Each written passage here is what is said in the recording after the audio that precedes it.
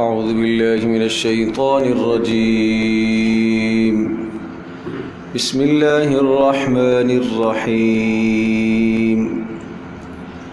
فإن أعرضوا فقل أنذرتكم صاعقة مثل صاعقة عاد وثمود إذ جاءتهم الرسل من بين أيديهم ومن خلفهم ألا تعبدوا إلا الله قالوا لو شاء ربنا لأنزل ملائكة فإنا بما أرسلتم به كافرون. فأما عاد فاستكبروا في الأرض بغير الحق وقالوا من أشد منا قوة أولم يروا أن الله الذي خلقهم هو أشد منهم قوة وكانوا بآياتنا يجحدون.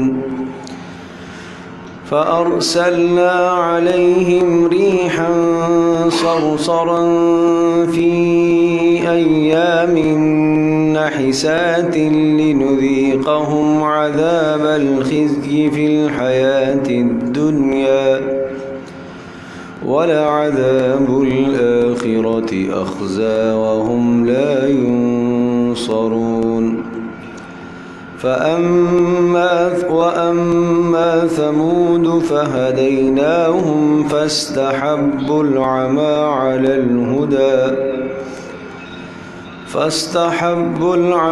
على الهدى فأخذتهم صاعقة العذاب الهون بما كانوا يكسبون. ونجينا الذين آمنوا وكانوا يتقون.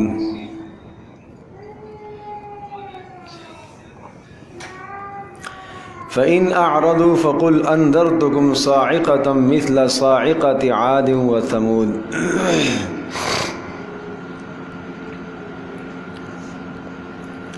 اگر یہ لوگ اعراض کریں گے اللہ تبارک تعالیٰ کی توحید سے، محمد رسول اللہ صلی اللہ تعالیٰ علیہ وسلم کی رسالت سے اور اس عظیم الشان انقلابی کتاب قرآن مقدس سے، تو فقل انذرتکم صاعقة مثل صاعقة عاد وثمود. فقل تو آپ ارشاد فرما دیجئے پھر انذرتکم میں تمہیں ڈرا رہا ہوں، صاعقۃ ایک خوفناک کڑک، بجلی کی تیز کڑک سے، مثل صاعقۃ عاد و ثمود مثل اس عذاب کے یا اس کڑک کے جو قوم عاد اور قوم ثمود پر آئی ہے. یہاں سے کچھ گزشتہ امتوں کی تاریخ اور ان کے حالات اختصار کے ساتھ ذکر کیے گئے ہیں، اور اس سورہ مبارکہ میں جو پہلے مضمون تھا وہ مضمون بھی آپ سماعت فرما چکے ہیں. اس مضمون کے بعد شروع میں اللہ کی قدرت کے کچھ دلائل اور اسی طرح سے آسمان و زمین کا پیدا کرنا اور پھر زمین میں قسم قسم کی چیزوں کو بنانا اور پھر آسمان کو متوجہ ہو کر اس کو 7 تہوں میں مقرر اور متعین کرنا اور آسمان دنیا کو روشن کرنا ستاروں کے ساتھ، یہ سب کچھ اللہ کی قدرت کی بڑی دلیلیں ہیں. اس کے بعد فرمایا فَإِنْ أَعْرَضُوا، اب اگر یہ لوگ اعراض کریں گے، فَقُلْ أَنذَرْتُكُمْ صَاعِقَةً تو آپ فرما دیجئے کہ میں تمہیں ڈرا رہا ہوں اس عذاب سے جو قوم عاد اور ثمود پر آیا ہے. اذ جاءتهم الرسل، جب ان کے پاس رسول آئے قوم عاد اور قوم ثمود کے پاس، من بین ایدیہم ومن خلفہم، معنی یہ کہ ان سے پہلے بھی اور ان کے بعد بھی رسولوں کا تسلسل رہا. اللہ تعبدوا الا اللہ، اور رسولوں کا مضمون یہ تھا کہ تم اللہ کے سوا کسی کی بندگی نہ کرو۔ یہ مضمون تھا رسولوں کا، رسولوں کی بات کا یہ مضمون تھا کہ تم اللہ کے سوا کسی کی عبادت نہ کرو۔ قالوا کہنے لگے لو شاء ربنا، اگر ہمارا پروردگار چاہتا، لانزل ملائکۃ، تو آسمان سے فرشتے اتارتا۔ یہ کیا ہوا؟ انسانوں کو اس نے رسول کیوں بنا کے بھیجا؟ یہاں وہ جملہ ملحوظ نظر رہے جو سورۃ الفرقان میں بھی آ چکا ہے، قالوا ما لهذا الرسول، یہ کیسے رسول ہے؟ یاکل الطعام ویاکلون الطعام ویمشون فی الاسواق، یہ کھانا بھی کھاتے ہیں، یہ بازاروں میں جاتے ہیں، ان کی ضروریات وہی ہیں جو ہماری ضروریات ہیں، یہ ہماری طرح کے انسان ہیں، رسول تو کوئی فرشتہ ہونا چاہیے تھا۔ تو اس پر ارشاد فرمایا، قالوا، یہ لوگ کہتے ہیں، لو شاء ربنا لانزل ملائکہ، اگر اللہ تبارک تعالیٰ چاہتا تو اپنے پیغامات سنانے کے لیے، اپنے پیغامات انسانوں تک پہنچانے کے لیے کس کو بھیجتا؟ فرشتوں کو بھیجتا۔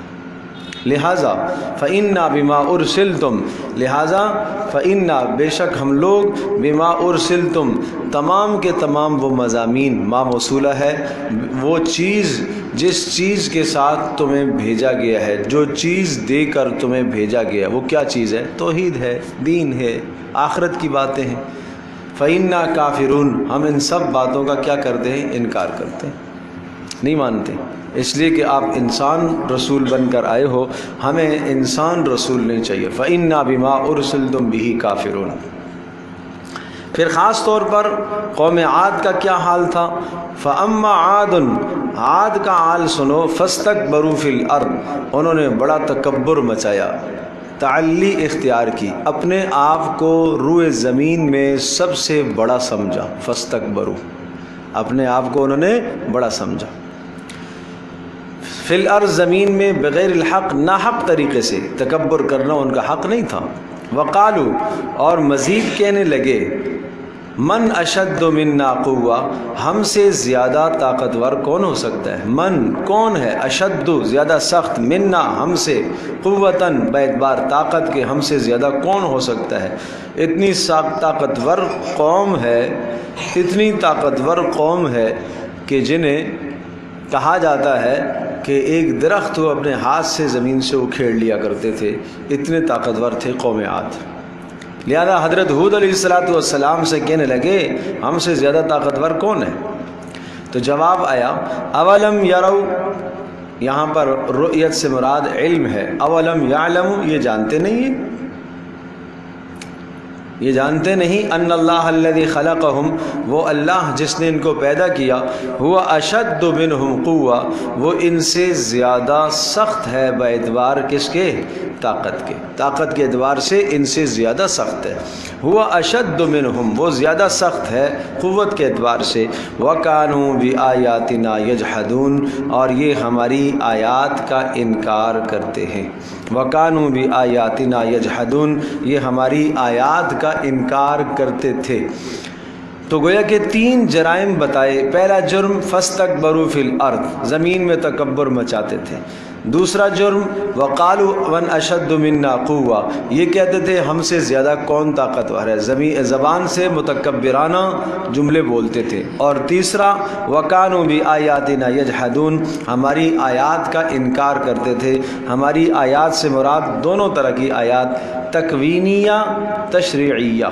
تکوینی آیات سے مراد کیا ہے؟ نظام کائنات اللہ نے بنایا، سورج، چاند، ستارے اور نفع نقصان، بارشوں کا برسانا، زمین سے نباتات کا اگانا، یہ سب اللہ کی قدرت کی نشانیاں، یہ آیات ہیں۔ آیت کا مطلب صرف یہ قرآن کی آیت نہیں ہوتا، یہ سب نشانیاں ہیں۔ ان آیات کا انکار کر رہے تھے، تو ان کو کہیں گے آیات تکوینی۔ ان کو کیا کہتے ہیں؟ آیات تکوینیہ، تکوینیہ، ٹھیک ہے۔ اور دوسرا ہے آیات تشریعیہ۔ آیات تشریعیہ کا معنی شریعت کے جو احکام ان کو دیے گئے ہیں، جو حکم نازل ہوا، یوں کرو یوں نہ کرو، یہ کرو یہ نہ کرو، یہ کیا کہلاتے ہیں؟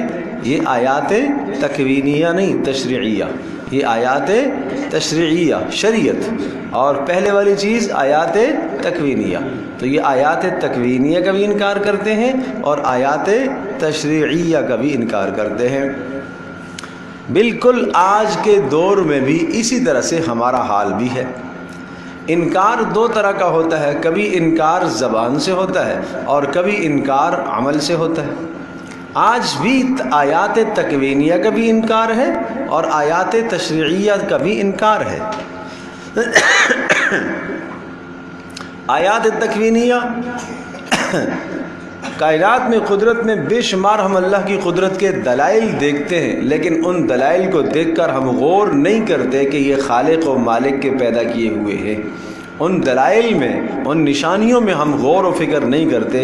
ان نشانیوں میں تدبر، غور اور فکر کا چھوڑ دینا انکار کے مترادف ہے، انکار کی طرح ہے۔ نمبر 2، اسلامی احکام اور شرعی احکام کو نہیں مانتے، جن چیزوں کو کرنے کا کہا ان کو بجا نہیں لاتے، جن چیزوں سے روکا ان سے بچتے نہیں ہیں، تو یہ گویا کہ آیات تشریعیہ کا انکار ہے۔ بات سمجھو بھائی؟ اور بالکل جو قوم عاد کے 3 بڑے دعوے تھے اور 3 ان کے جرائم تھے، بتائیے آج یہ جرائم ہمارے اندر کیا؟ فاستکبروا، تکبر کرنا، یعنی ان کو ہلاک کیا گیا تکبر کی وجہ سے۔ اور نمبر 2، زبان سے برے جملے بولنا، مجھ سے زیادہ کوئی طاقتور ہے، مجھ سے کوئی بڑا ہے، مجھ سے کوئی زیادہ کسی کی کرسی بڑی ہے۔ یہ آج ہر شخص کی زبان پر اپنی حیثیت کے مطابق ایسے متکبرانہ جملے سننے کو ملتے، میں نے یہ کیا، میں نے یوں کر دیا، میں نے ایسا کیا۔ سب کچھ اسباب کی طرف آدمی لے جاتا ہے، اللہ تبارک و تعالیٰ کی مرضی، اللہ کی منشا، اللہ کی قدرت، اللہ کی توحید کو آدمی نہیں سوچتا۔ تو بھائی سوچنے کی بات ہے، تدبر اور تفکر کی بات ہے کہ ان لوگوں نے جب اعراض کیا تو اس کے نتیجے میں اللہ نے ان کو ہلاک و تباہ کیا۔ اب دیکھیے یہ 3 جرائم تھے، ان 3 جرائم کے نتیجے میں اللہ تبارک و تعالیٰ نے انہیں کس طرح سے نیست و نابود کر دیا۔ فَأَرْسَلْنَا عَلَيْهِمْ رِيحًا، ہم نے بھیجا ان کے اوپر ایک تیز اور تند ہوا، ریحًا ہوا، صرصراً تیز، اور فی ایام، ان چند دنوں میں، نحسات لنذیقہم، اور ایسے دن جو نحوست والے تھے، منحوس ایام وہ ان کے لیے تھے، یہ ان کے لیے ایام منحوس تھے۔ یہ نہیں کہا جاتا، آج ہم نہیں کہہ سکتے فلاں دن نحوست والا ہے، فلاں دن ایسا ہے۔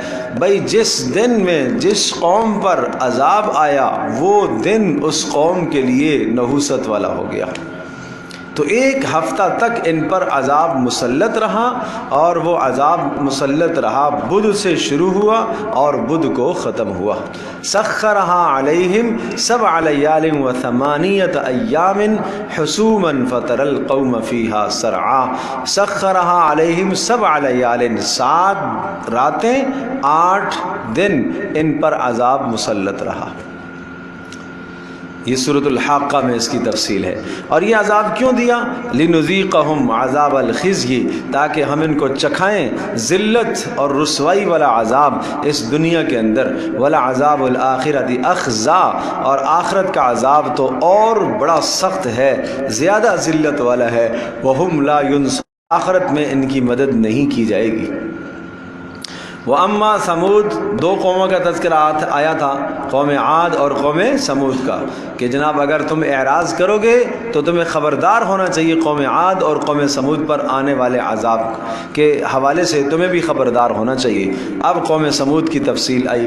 وَأَمَّا ثمود، اور قوم ثمود، اس کی تفصیلات بہت تفصیل سے ہم بیان کر چکے ہیں، یہ پیچھے صورتیں جو گزری ہے سورہ ہود کے اندر، سورہ اعراف میں تفصیل سے ان کے حالات بیان کر دیے گئے۔ اور وَأَمَّا ثمود، اور فرمایا کہ قوم ثمود فَهَدَيْنَاهُمْ، ہم نے ان کو رہنمائی دی، فَهَدَيْنَاهُمْ فَاسْتَحَبُّوا الْعَمَى، ہم نے انبیاء کے ذریعے سے، ہم نے پیغمبر اور نبی کے ذریعے سے، سمود کون سے نبی آئے ان کے پاس؟